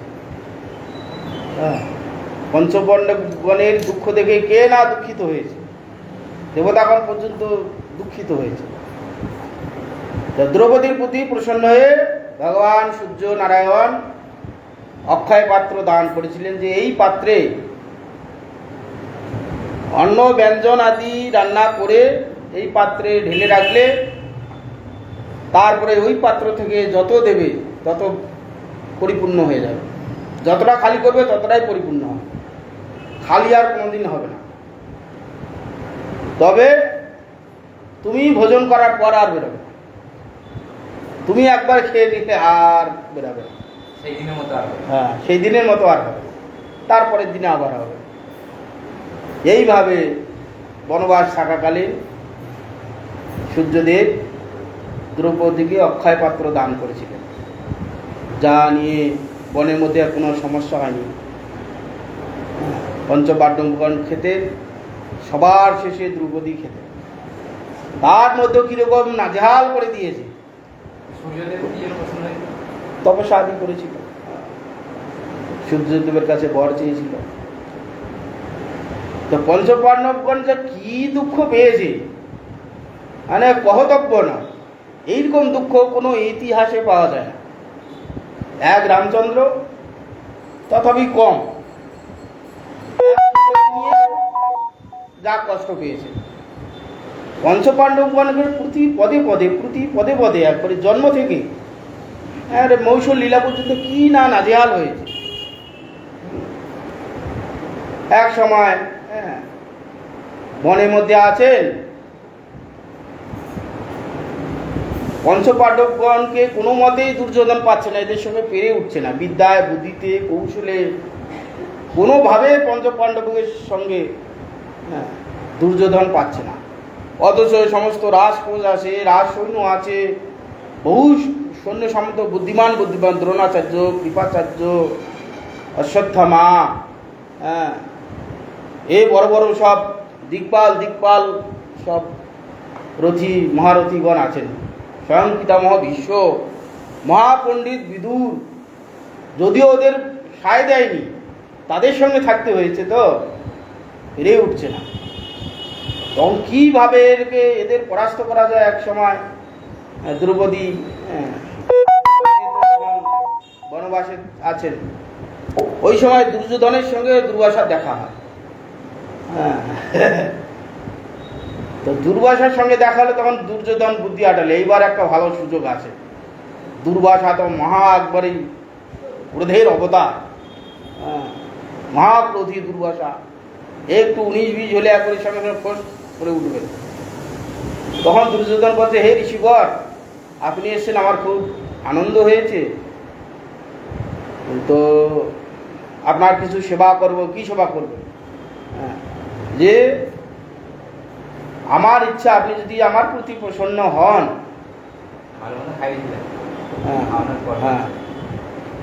দিয়ে আপনি ধ্যানে জানুন দ্রৌপদী এখন কি করছে। তারপরে দ্রৌপদী খাওয়া হলে আপনি সশিষ্য সহিত দ্রৌপদীর গৃহে গিয়ে উপস্থিত হবেন। তো তাই ঋষি তো কথা দিয়েছে। দ্রৌপদী যেই খেয়েছে সেই গিয়ে বলছে, হে যুধিষ্ঠির মহারাজ, আপনার গৃহে আমি আজ অতিথি সশিষ্য সহিত 60,000 শিষ্য মিলে ওখানে গিয়ে উপস্থিত। তখন যুধিষ্ঠির মহারাজ বলছে, দ্রৌপদী এইরকম অবস্থা হয়েছে, তুমি খেয়েছো? বলে আমি তো খেয়ে নিয়েছি। মহা সর্বনাশ হয়েছে, এর হাত থেকে এবার উদ্ধার, দুর্বাসার হাত থেকে উদ্ধার হওয়া মুশকিল আছে। কি করবো হে মধুসূদন, হে মধুসূদন করে ডাকছে, বিপদে পড়ে বিপদে মধুসূদন। যখন দ্রৌপদী পঞ্চপাণ্ডবগণ মিলেছে, মধুসূদন মধুসূদন মধুসূদন এসে উপস্থিত। কৃষ্ণচন্দ্র এসে বলছে, দ্রৌপদী আমি খুব যে বিপদের বিপদ। পঞ্চপাণ্ডব দ্রৌপদী বলছে, হে মধুসূদন, যে বিপদে তোমাকে আমি ডাকলাম তুমি সেই বিপদ নিয়ে এসে উপস্থিত হলে। আরে আমি সব খেয়ে নিয়েছি, এই দুর্বাসা 60,000 শিষ্য নিয়ে আসবে, খেতে না দিতে বলে এখন অভিসম্পাদে আমাদের ভস্ম করে দেবে। আমরা তেমনি দুঃখী, আমাদের এখন এমনি সময় খারাপ, আর সেই অবস্থা তুমি এসে আবার খেতে যাচ্ছ। বলে না, আমাকে খুব খিদালে তুমি খেতে দাও। বলে ধুয়ে, আমি খেয়ে সব ধুয়ে রেখে দিয়েছি, বলে পাত্রটাই নিয়ে ও আনবে না আর ছাড়বে না। না, নিয়ে আসো, আমার কথা মতো নিয়ে আসো। নিয়ে আসে তখন দেখলেন ভগবান তো বিপদে মধুসূদন, বিপদে পড়লেই সবাইকে উদ্ধার করেন। ভগবানের দৃষ্টিতে একটা শাক কোনা হাড়ির মধ্যে কানায় লেগে আছে। ভগবান বলছে, ওইটাই দাও। ওইটা হাতে নিয়ে তুষ্মিন প্রীতি করে দিলেন। এখানে ভগবান কৃষ্ণ তৃপ্ত হয়ে গেছে, তৃপ্তস্মি করে দিয়েছে না। দুর্বাসার পিঠা গলা পর্যন্ত খাওয়া হয়ে গেছে, শুধু স্নান করছে। দুর্বাসা মনে মনে ভাবছে, ওরে বাবারে, আমরা খাইনি, এখান থেকে আমাদের পেট গলা পর্যন্ত খাওয়ার হয়ে গেছে, এবার তো ভীম আসবে ডাকতে, যদি না যায় ভীম তো আমাদের ছাড়বে না, পালাও পালাও পালাও। এইরকম ভগবান বিপদ থেকে উদ্ধার করেন। দ্রৌপদীর আজকের দিনে অক্ষয় পাত্র দান করেছিলেন। হ্যাঁ, আর ভগবান বদ্রীনারায়ণের দরজা খোলে আজকের দিনে। 6 মাস বন্ধ থাকে, 6 মাস খোলা থাকে অক্ষয় তৃতীয়ার দিনে, শ্যামা পূজার দিন, কালী পূজার দিন, ভাইফোঁটা। আজকের দিনে ভগবান বদ্রীনাথের দ্বার উদ্ঘাটন হয়। এতদিন তো ঠান্ডায় বরফ জমে ছিল, এখনো বরফ চাপাই আছে। এখন বুল্ডেজার দিয়ে রাস্তা কেটে কেটে কেটে কেটে বদ্রীনারায়ণ পর্যন্ত গিয়ে গাইতি দিয়ে দরজার বরফ যেগুলো লেগে আছে সে খুলে খুলে দ্বার খুলে দিয়ে বদ্রীনারায়ণ, কেদারনাথ, গঙ্গোত্রী, যমুনোত্রী, এই 4 যে ধাম আছে, সেই 4 ধাম আজকে খোলা হবে। মানে অতি দুর্গম বদ্রীনারায়ণ, ওখানে এত দুর্গম জায়গা ছিল তৎকালীন, এখন সহজ, তথাপি সহজ না, এখনো দুর্গম। আগেকার দিনে এইরকম রাস্তা ছিল না, গাড়ি ঘোড়া ছিল না, হেলিপ্যাড ছিল না, পায়ে হেঁটে হেঁটে রাস্তা নেই, চিহ্ন চিহ্ন দিয়ে দিয়ে দিয়ে যেতে হতো। এখন কেদারনাথে হেলিপ্যাড হয়েছে, হেলিকপ্টার উড়ে উড়ে যাবে। তৎকালীন এইরকম ছিল, কঠিন দুর্গম, গেলে কেউ ফিরে আসতে পারবে কি পারবে না কোনো ঠিক ঠিকানা নেই। সেই জন্য সেখানে কেদারখণ্ড, ওটা বদ্রীনাথ, গঙ্গোত্রী, যমুনোত্রী পুরোটা আছে কেদারখণ্ড। শিব কেদারনাথ কেদারখণ্ড, ওর মধ্যেই বদ্রীনারায়ণ আছে, যমুনোত্রী, গঙ্গোত্রী 4 ধামের মধ্যেই পড়ে কেদারখণ্ড ওটা। তো কেদারনাথ বলে একজন ব্যক্তি ছিল, সেখানে ভগবানের তপস্যাদি করেছিলেন। নারায়ণের তপস্যা করে ভগবান তার প্রতি প্রসন্ন হন। প্রসন্ন হয়ে বললেন যে, হে বৎস, কি বর চাও বলো। ভগবান বলছে, আমাকে দর্শন করলে বর নিতে হবে, ভালোই নাও মন্দই নাও, আমার স্বভাব, আমাকে দর্শন করলেই বর নিতে হবে। তো কি বর, আমাকে দর্শন যখন করেছো কি বর নেবে বলো। তখন ওই বদ্রী বিশাল নামক যে ভক্তটি বললেন বদ্রী বিশাল নাম ছিল। যে প্রভু বর যদি দেন, এই বর দিন, এই আপনার কেদারখণ্ডে প্রচুর দুর্গম রাস্তা, এই বর দিন এই কেদারখণ্ডের নামে থাকবে, এখানে একদিন তপস্যা করলে 1000 বছরের তপস্যার ফল পাবে। বহু কষ্ট করে লোক যায় বলে তথাস্ত। সেই জন্য ওখানে কেদারনাথ 4টে কেদার, বদ্রী বিশাল নামক ভক্ত ছিল। জায়গাটা আছে কেদারখণ্ড পুরোটাই, কেদারনাথ, বদ্রীনাথ, গঙ্গোত্রী, যমুনোত্রী পুরোটা কেদারখণ্ড। তো এই বর দিলেন ভগবান। তখন দেখছেন এই সহস্র কবচ এক সময় ব্রহ্মার তপস্যা করে বর নিয়েছিলেন ব্রহ্মার কাছে যে আমাকে সহস্র কবচ দিতে হবে। সহস্র কবচ দিয়েছিলেন। একদিন তপস্যা করলে 1000 ফল পাওয়া যায়। 1000 কবচ আছে, 1000 কবচ যে ধ্বংস করতে পারবে সে আমাকে বধ করতে পারবে। এইভাবে সে গোটা পৃথিবী উৎপাত করে দিত। তখন ভগবান নরনারায়ণ, একদিন নর তপস্যা করে, নারায়ণ যুদ্ধ করে, নারায়ণ তপস্যা করে, নর যুদ্ধ করে। এইভাবে নরনারায়ণ ঋষি মিলে সহস্র কবচকে বধ করেছে। তো ভগবান যখন এখানে একসঙ্গে কেদারনাথের, বদ্রীনারায়ণের অনেক কাহিনী আছে। শ্রীবাস, ভেঙ্কটেশ্বর, তিরুপতি বালাজি আকাশ রাজার পুত্ররূপে অবতীর্ণ হয়েছিলেন। সেখানে ওই ভগবান যখন শয়নে ছিলেন, সেই সময় অনেক বলা যাবে না, তখন এই ভৃগু ভগবানকে শ্রেষ্ঠ, ব্রহ্মা শ্রেষ্ঠ না বিষ্ণু শ্রেষ্ঠ না শিব শ্রেষ্ঠ, এই পরীক্ষা করতে গিয়ে বিষ্ণুর বক্ষে পদাঘাত করেছিল। সেই দুঃখে লক্ষ্মী পালিয়ে দিয়েছিল। ওখানে গিয়ে আকাশ রাজার কন্যা রূপে আবির্ভূত হয়েছিলেন। আর ভগবান শ্রীবাস রূপে যেখানে হয়েছিল, যেটা এখন ভেঙ্কটেশ্বর নাথ হচ্ছে তিরুপতি বালাজি, সেখান থেকে চলে গেলেন। ওখান থেকে তিনি অন্তর্ধান হওয়াতে ওখানে বদ্রী দেখলেন, সেখানে ভগবান রুষ্ট হয়ে চলে গেছেন। সেখানে বদ্রী কুল হয়ে লক্ষ্মী দেবী পড়ছিলেন আর নরনারায়ণ তপস্যা করছিলেন। না খেয়ে লক্ষ্মী বিরহে ওখানে গিয়ে তপস্যা করছিলেন নারায়ণ। তো লক্ষ্মী দেবী দেখছেন যে প্রভু তো কিছু খাচ্ছে না, আর ওখানে তো কিছু হয় না, অক্সিজেন কম, গাছগুলোই ছোট ছোট গাছ। তো সেখানে প্রভুর কষ্ট হচ্ছে, কি খাবেন? সেই জন্য লক্ষ্মী বদ্রী কুল, মানে টোপা কুল নয়, যেটা নারকেল কুল, ওই কুল রূপে ওখানে অবতীর্ণ হয়ে লক্ষ্মী দেবী তার কাছে পড়ছিল। তিনি যদি খান বদ্রিকা, বদ্রী না বদ্রী কুল থেকে বদ্রিকাশ্রম, হ্যাঁ, সেই বদ্রিকাশ্রমে তার উদ্ঘাটন হয়।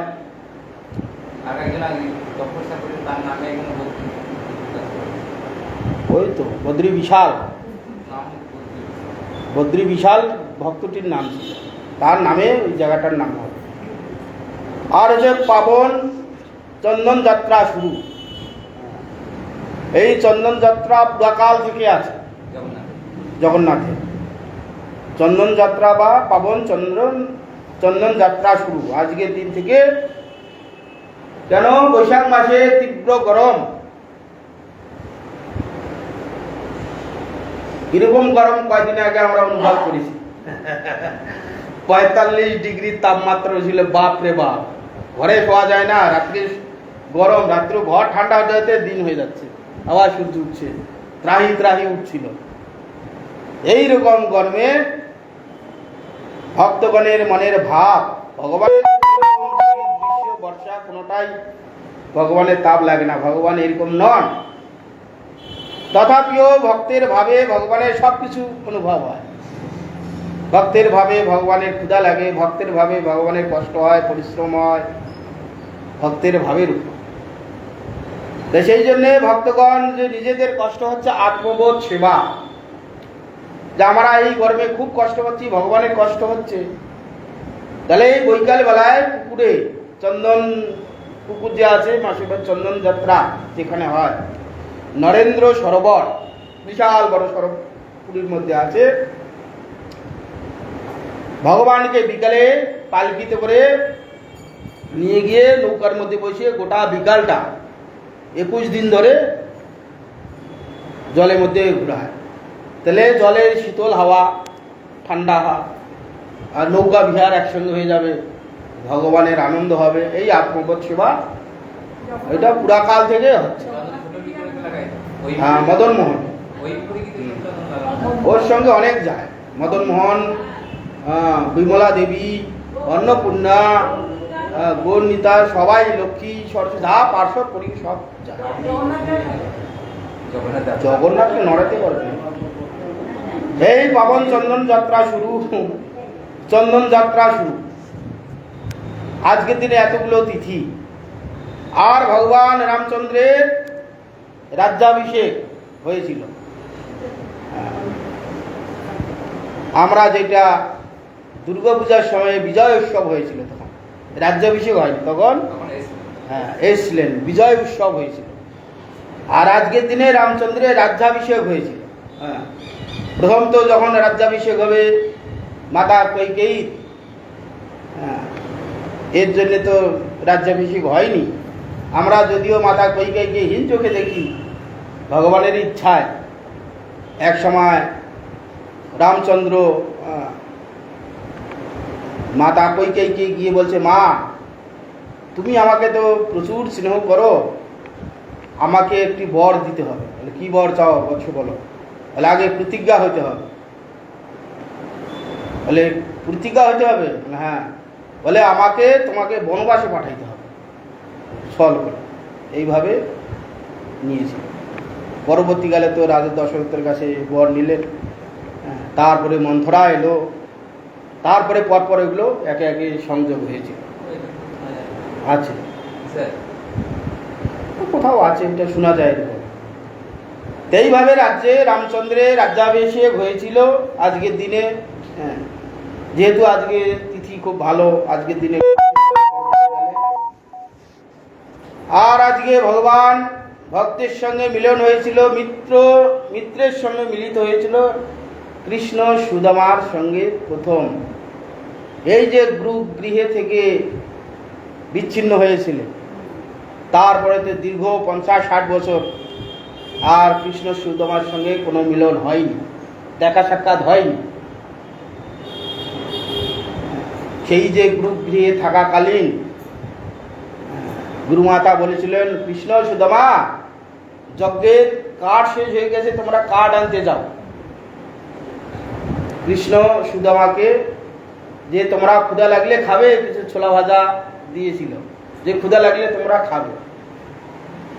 হ্যাঁ, তো সেখানে কৃষ্ণ সুদামা জঙ্গলে কাঠ কাটতে গিয়ে মহাবর্ষা নেমে গেছে। সারা রাত ধরে কাঠ মাথায় নিয়েছিলেন, আসতে পারছেন না জলের জন্যে, আর সারা রাত খাওয়া নেই, ক্ষুধা লেগে গেছে। খাবারটা ছিল সুদামার কাছে, সবটা ভাগ করে দেয়নি, একজনের কাছে দিয়েছিল। সুদামা কি করেছে, ক্ষুধার ঠালে একটু একটু করে খেতে খেতে সব খেয়ে নিয়েছিল। ভগবান তো অন্তর্যামী, সবই জানেন। শেষ হওয়ার পর বেচারা বলছে যে, বন্ধু আমার ভাগের ছোলাটা দাও। বলে, বন্ধু আর কি বলবো, লজ্জা দিব না, আমি সব খেয়ে নিয়েছি। হা, অত দরিদ্রে, আমার ভাগটা তুমি খেয়ে নিলে, আমি লক্ষ্মীপতি, আর লক্ষ্মীপতির ভাগটা তুমি খেয়ে নিলে, লক্ষ্মী তোমাকে আর কৃপা করবে না।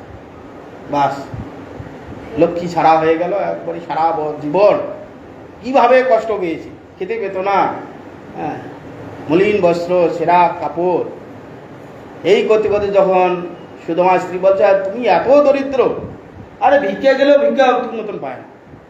মানুষের দুর্ভাগ্য যখন এসে উপস্থিত হয়, এরকমই হয়। ভিক্ষা গেলে ভিক্ষা দেন, অন্য লোক প্রচুর ভিক্ষা পায়, সে পায় না। ও স্ত্রী বলছে যে তোমার তো শুনছি বন্ধু স্বয়ং দ্বারকাধীশ আছে, তার কাছে যাও না, প্রচুর ধন ঐশ্বর্য আছে। সুদামা বলছে দ্বারকাধীশের কাছে কি ধন চাওয়া যাবে? বন্ধুর কাছে হাত পেতে নিলে বন্ধুত্ব খারিজ হয়ে যায়। কারণ যার কাছে দান নেবে সে উন্নত হবে, যে দান নেবে তার নিচু হয়ে যাবে, মিত্র তার গ্লানি হয়ে যাবে, হানি হয়ে যাবে, মিত্রটা ঠিক ঠিক হবে না। তথাপি স্ত্রীর অনুরোধে যায়, দান দিক না হয়তো মিত্রের সঙ্গে তো দেখা হবে। এই সুদামা তখন যাচ্ছিলেন, যেতে যেতে দ্বারকা প্রবেশ করাতেই তো দ্বারকার কৃষ্ণের দাস দাসীগণ ভিখারি বলে তাচ্ছিল্য করছিল। কৃষ্ণ দূর থেকে জানতে পেরে ছুটে এসে তাকে আলিঙ্গন করেছিল। আজকের দিনে হয়েছিল কুবেরের পদ লাভ হয়েছিল। কুবের যে ধনপতি, কুবের যে পদবী, সে লাভ আজকে করেছিলেন। আর হচ্ছে দ্রৌপদীর বস্ত্রহরণও আজকের এই তিথিতেই হয়েছিল। এক বছরে হয়নি, অন্যান্য বছরও হয়েছিল। আজকের দিনে পাশা খেলতে খেলতে দুর্যোধন দুঃশাসনকে বললেন, পঞ্চপাণ্ডবগণ হেরে গেছে, রাজ্য হেরে গেল, দেশ হেরে গেল। তারপরে নকুলকে পণ রাখলেন পাশা খেলাতে, নকুল হেরে গেল। তারপরে প্রথমে সহদেবকে রাখলেন, সহদেব হেরে গেল, নকুল হেরে গেল। তারপরে অর্জুন হেরে গেল, অর্জুনকে পণ রাখলেন। ভীমকে পণ রাখলেন, ভীম হেরে গেল। যুধিষ্ঠির নিজেই পণ রাখলেন যে আমি যদি পাশা হেরে যাই আমি তোমার দাস। যুধিষ্ঠিরও হেরে গেলেন। তখন বললেন তাহলে আর কে আছে? দ্রৌপদীকে পণ রাখো। এই দ্রৌপদীকে পণ রাখলেন, দ্রৌপদীও হেরে গেল। শকুনি তো পাশাতে এইসব তার পিতার ছিল, বর ছিল, হার ছিল। তখন দুর্যোধন বলে, যাও দুঃশাসন, দ্রৌপদীকে নিয়ে চলে আসো। নিয়ে বসবে কোথায়? তখন বারবার এই উড়ুতে দেখে দিচ্ছে। তখন ভীম উঠে বললেন যে উড়ুতে বসা দ্রৌপদীকে বসাবে সেই উড়ু তোমার ভঙ্গ করো, প্রতিজ্ঞা করেছিলেন ভীম। আজকের দিনে দ্রৌপদীর বস্ত্র হরণ করার জন্যে চেষ্টা করেছেন। দ্রৌপদী নিরুপায় হয়ে পিতামহ ভীষ্মের কাছে, দ্রোণাচার্যের কাছে, কৃপাচার্যের কাছে, সবার কাছে প্রার্থনা করলে আমাকে রক্ষা করো, কুলবধূ রাজসভায় বস্ত্র হরণ করছে, তোমরা দেখবে, তোমাদের লজ্জা লাগে না? কেউ কিছু, সব অবনত মস্তকে ছিলেন। দুর্যোধন তখন রাজার উপর কিছু কথা বলতে পারছে না। বিদুর অনেক প্রতিবাদ করলো, কারো কথা কাজ হলো না।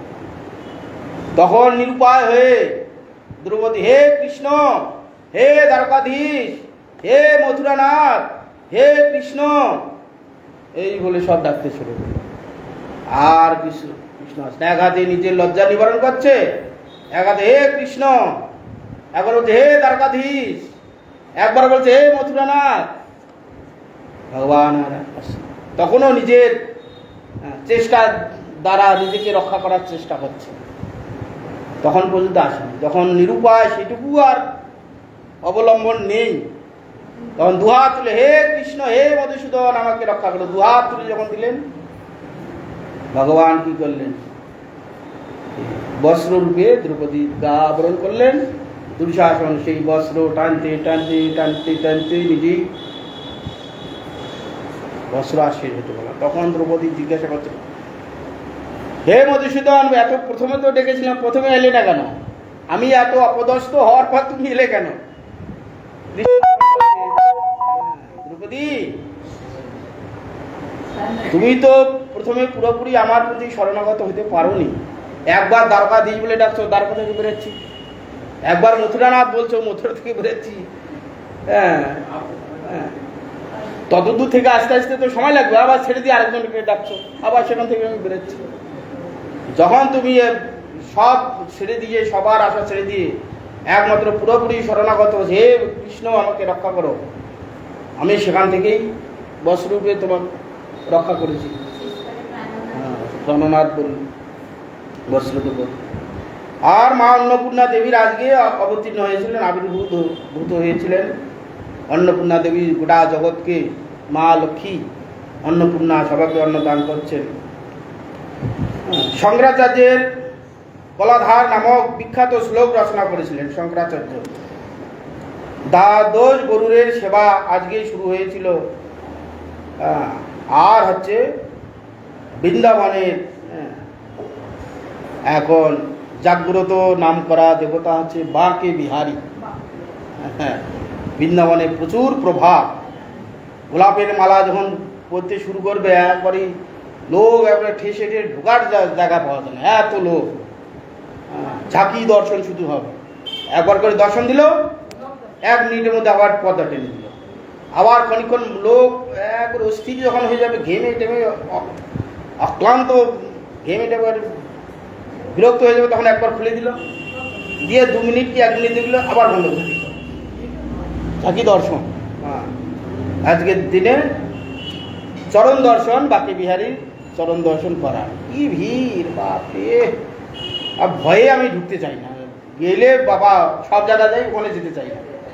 অনেক সময় ভক্তদের সবাই যায়, আবার মনটাও মানে না, আবার ঢুকে পড়ি। ঢুকলে মনে আর জীবনে ঢুকবো না। আর শোনা যায় ব্রহ্মার পুত্র অক্ষয় কুমারের জন্মদিন,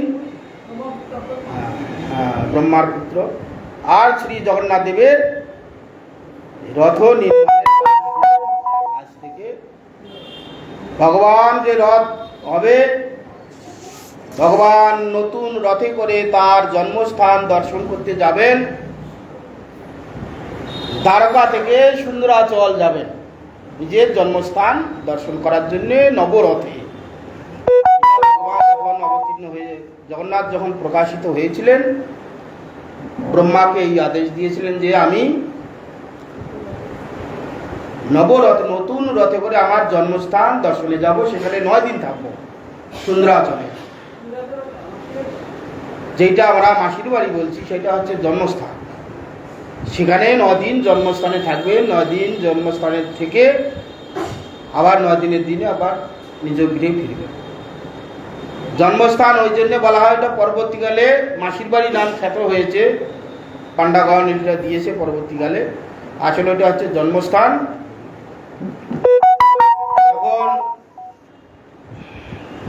বিশ্বা বসু জগন্নাথকে প্রকাশ করলেন, বললেন যে যাও, সমুদ্র থেকে 3টা কাষ্ঠ ভেসে আসবে, সেই কাষ্ঠের দ্বারা আমার মূর্তি নির্মাণ করবে।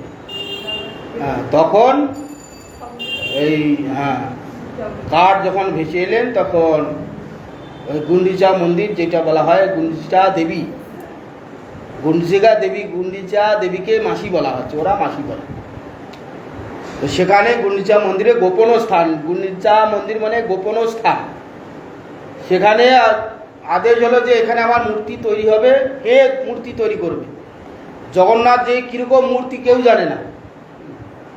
কিভাবে জগন্নাথের মূর্তি কীরকম কি? ব্রহ্মার 50 বছর নীলমাধব রূপে ছিলেন, বিষ্ণু মূর্তি নীলমাধব রূপে ছিলেন, শঙ্খ চক্র গদা পদ্ম।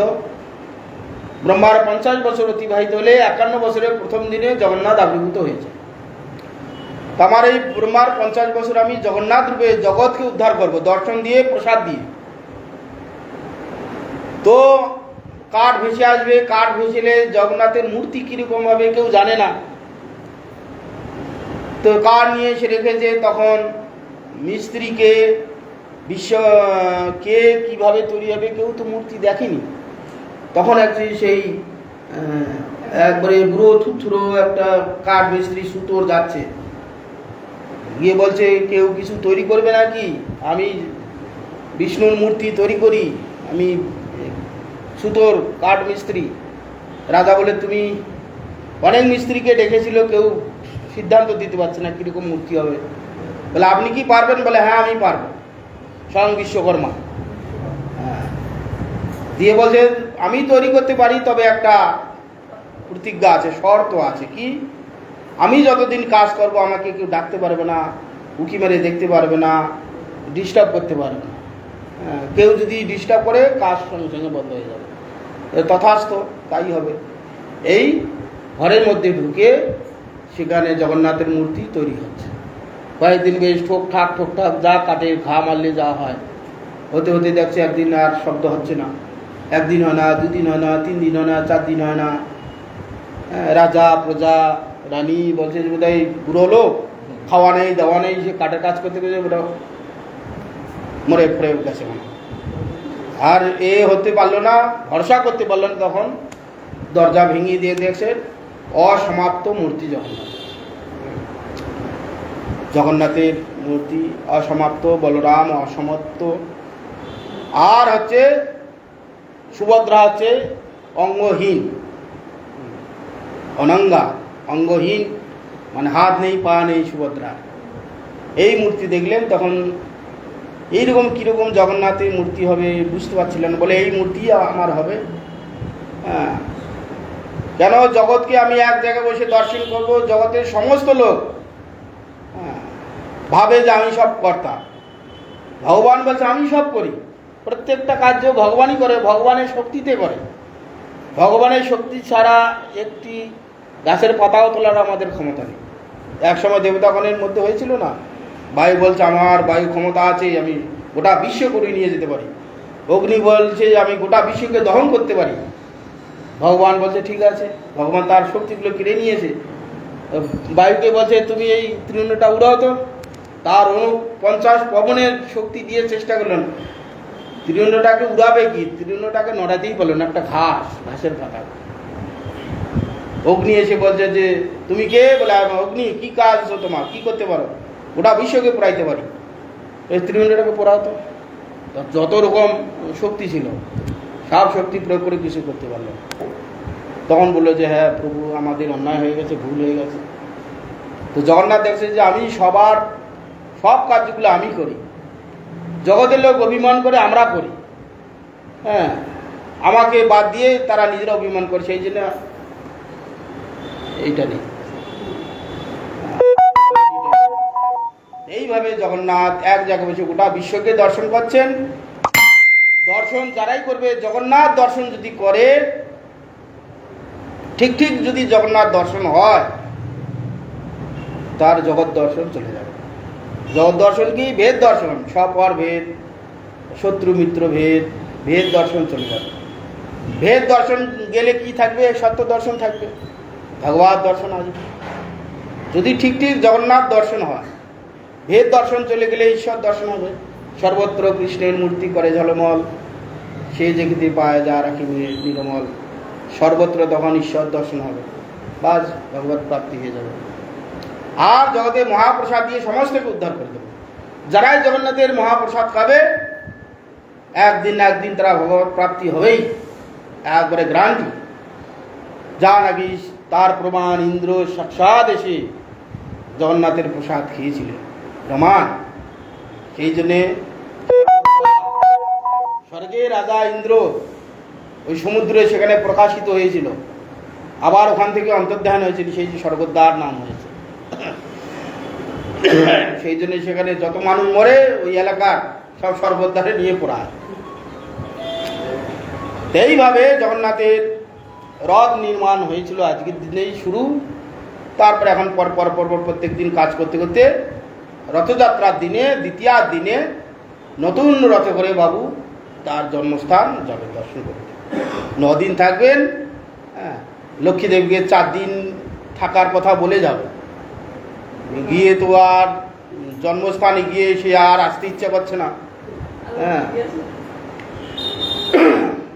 জগন্নাথের আর জন্মস্থান থেকে আসতে ইচ্ছে করছে না, তখন লক্ষ্মী দেবী একবারে যা মায়েদের স্বভাব, স্বামীদের প্রতি অধিকার কাটানো, জল বল সৈন্য সামন্ত নিয়ে একবারে জগন্নাথের উপর চড়াও, রথ ভাঙবে, গালাগালি দেবে।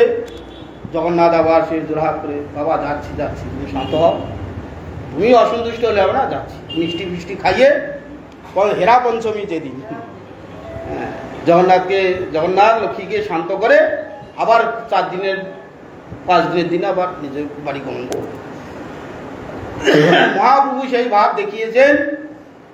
ভগবান দ্বারকায় আছেন, দ্বারকা থেকে ভগবান কৃষ্ণকে মথুরায় ব্রজে নিয়ে আসছেন।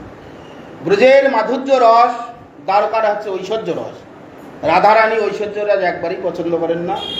গোপীগণ কৃষ্ণ যখন মথুরায় ছিলেন গোপীগণ কেউ কৃষ্ণকে দর্শন করতে যাননি। মথুরাতে ঐশ্বর্য আছে, মহিষীগণ আছে, সুন্দর সুন্দর স্ত্রীগণ, হ্যাঁ, আর বধূগণ সে গ্রামে থাকে, কাদা মাটি, সে পোশাক পরিচ্ছেদ ভালো নেই। হ্যাঁ, আমরা গেলে কৃষ্ণের যদি দুঃখ হয় জন্য মথুরা যাননি। প্রত্যেক দিন মথুরা হাটে যেতেন, কিন্তু রাজগৃহে কোনোদিন যেতেন না। সেইভাবে ব্রজের ভাবে মহাপ্রভু জগন্নাথ যখন রথ আছে, রথের সামনে নৃত্য করতে করতে যে কৃষ্ণকে মথুরা থেকে ব্রজে নিয়ে যাচ্ছেন, সেইভাবে মহাপ্রভু কীর্তন করতে করতে জগন্নাথকে নিয়ে আসা হয় মাসির বাড়ি, মানে এতে গুন্ডিচা মানে ওটাকে ব্রজেতে নিয়ে আসা হয়, গোকুলে নিয়ে আসা হয়। সেইভাবে মহাপ্রভু রথ করেছিলেন, সেইভাবে সেই অবধি সেইভাবে সব রথ টানা হয়। এইভাবে জগন্নাথের রথ আজ থেকেই শুরু হয়েছে নির্মাণের কাজ। এরপর প্রত্যেকদিন করতে করতে একদিন রথযাত্রা আসবে, 2 মাস পর, 2 মাস 2.5 মাস পর, সময় অধিক হয়ে গেছে।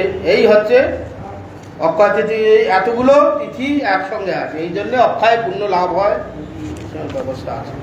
যা হোক, বঞ্চা কল্পতরুশ্চ কৃপা সিন্ধু বৈবচ পতিতানাং পাবনেভ্যো বৈষ্ণবেভ্যো। কি কীর্তন ধরবে ধরো, আপনার ভেবেছেন যে কষ্ট বলো।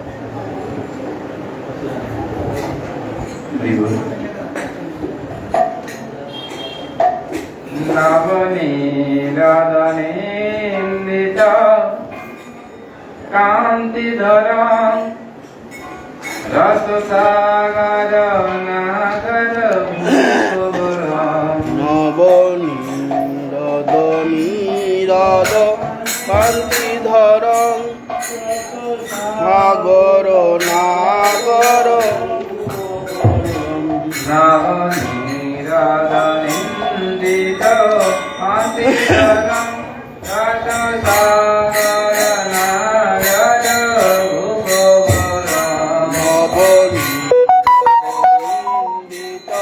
কান্তিধর রস সাগর ভুবরম।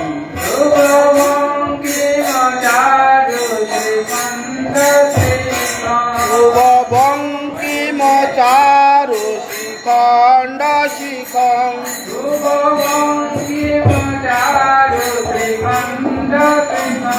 শুভ বঙ্কিম চারু শিখণ্ড শিখং। ভজ কৃষ্ণ ভজ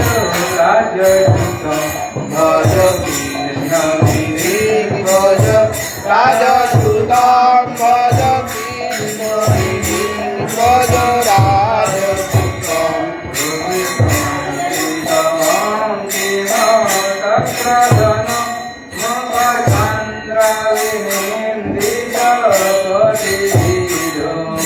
শঙ্কিত বঙ্কিম শত্রুধন মুখ চন্দ্র বিনিন্দিত করিবিধু। শঙ্কিত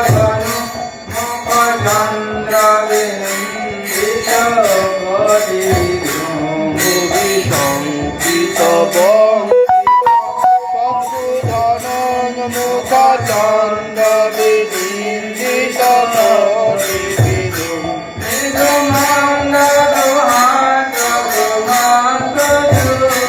নিরমন্দ সুহাস সিংহাসদূত।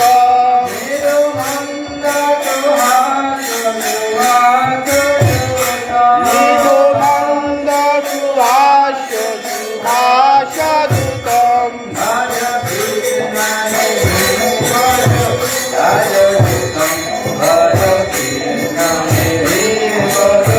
রাজসুতম ভজ ভজ রাজসুতম।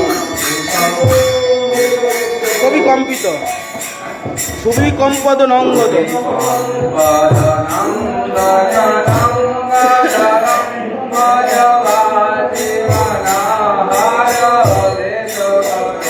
ছবি কম্পদ নঙ্গদ সঙ্গদ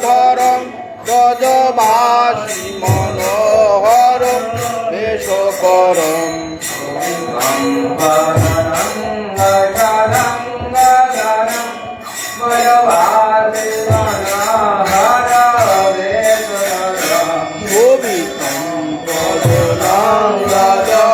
গঙ্গাধরম ব্রজবাসী মনোহরম বেশকরম বিশলাঞ্চিত নীল সরজদিশ বিশলাঞ্চিত নীল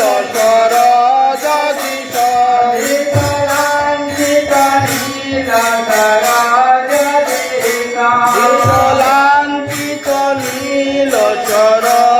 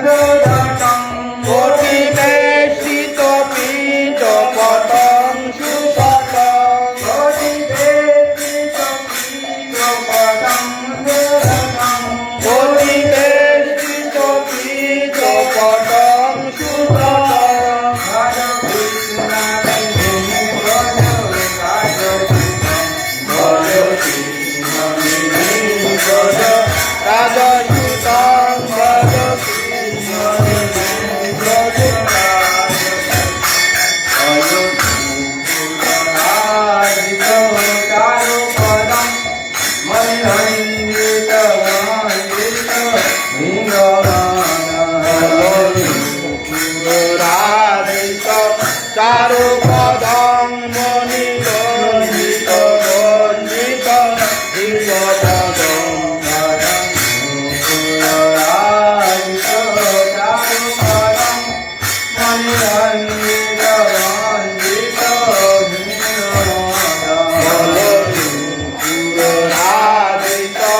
চারু পদং মণি রঞ্জিত রঞ্জিত হিঙ্গপদং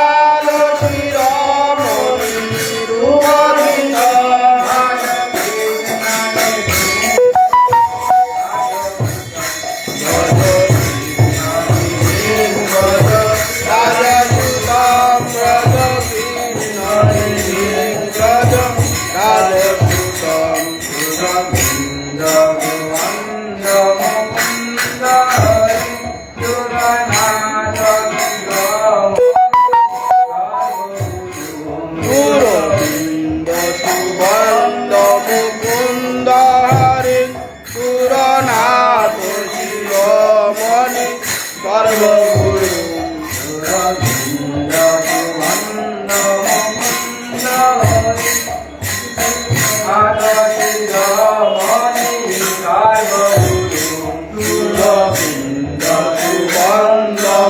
মুকুন্দারি সুরনাথ শিরোমণি সর্বগুরু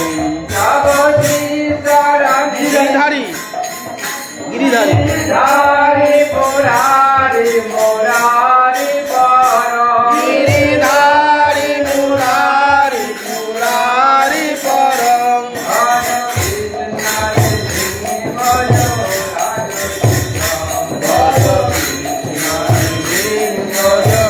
রাজসুতাম ভজ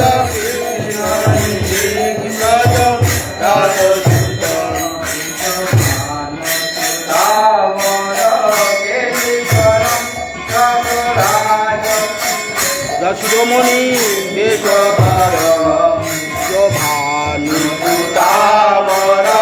কেলে পরং রসরাজ শিরোমণি বেশধর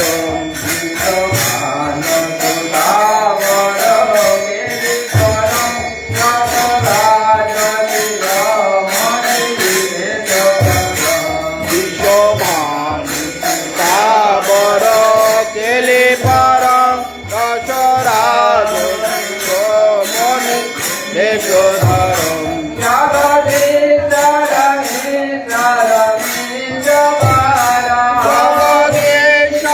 মীশ্বর মেডবরম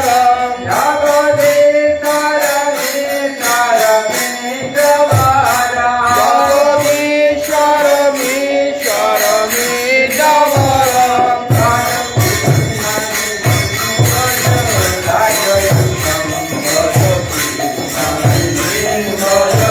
রাজসুতাম ভজ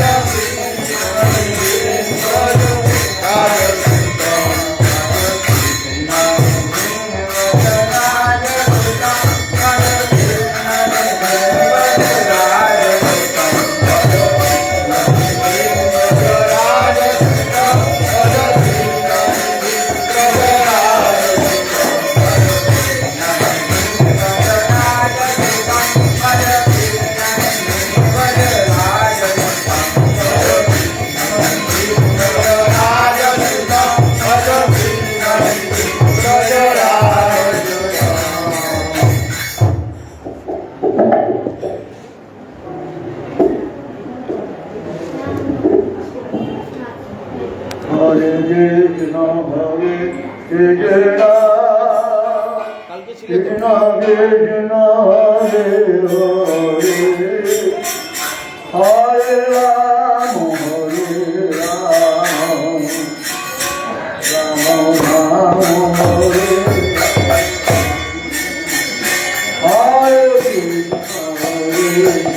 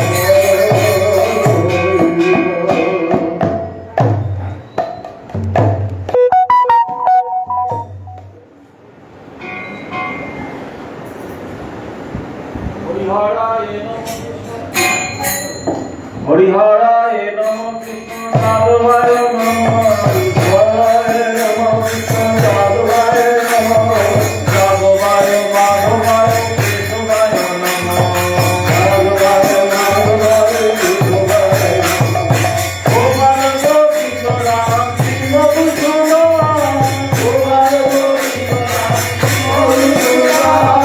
শ্রীধারী গোপীনাথ নমঃ নমঃ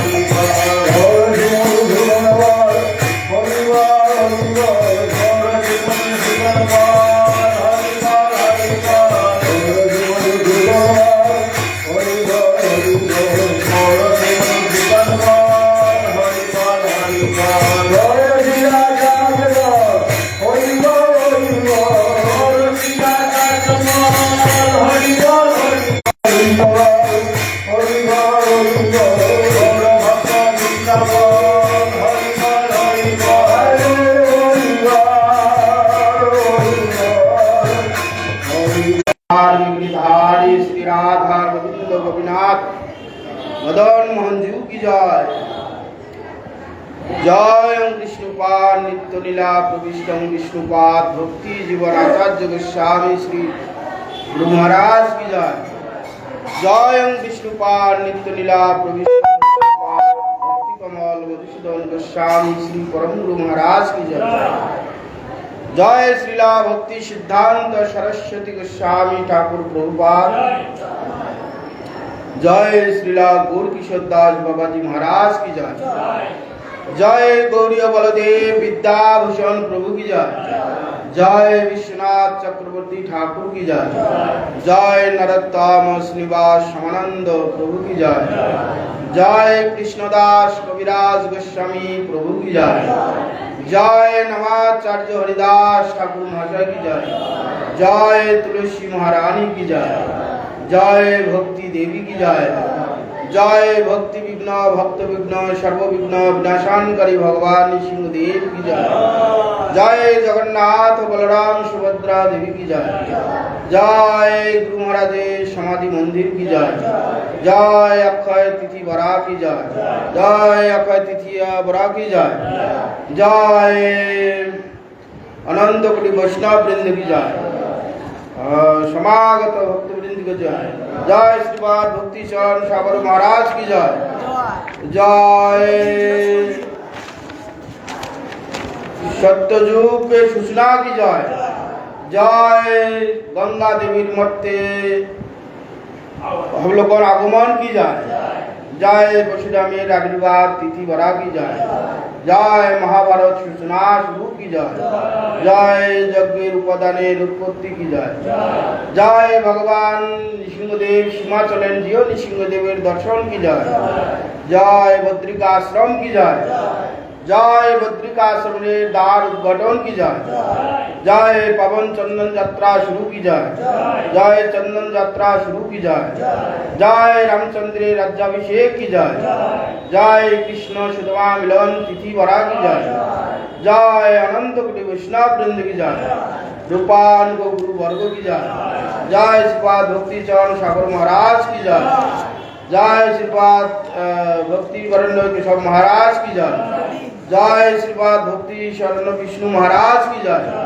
जय श्रीपाद भक्ति कारुण्य माधव महाराज की जय। जय श्रीपाद भक्ति चंदन अरण्य गोस्वामी महाराज की जय। जय श्रीधाम नवद्वीप की जय। जय महाप्रभु जन्मस्थान जोगपीठ की जय। जय श्री चैतन्य मठ की जय। तदीय शाखा समूह मठ की जय। आज के आनंद की जय। अनंत कोटि वैष्णव वृंद की जय। रूपान गुरु वर्ग की जय। समागत भक्त वृंद की जय। श्री श्री गुरु गौर प्रमानंदे। जय गुरु महाराज की जय।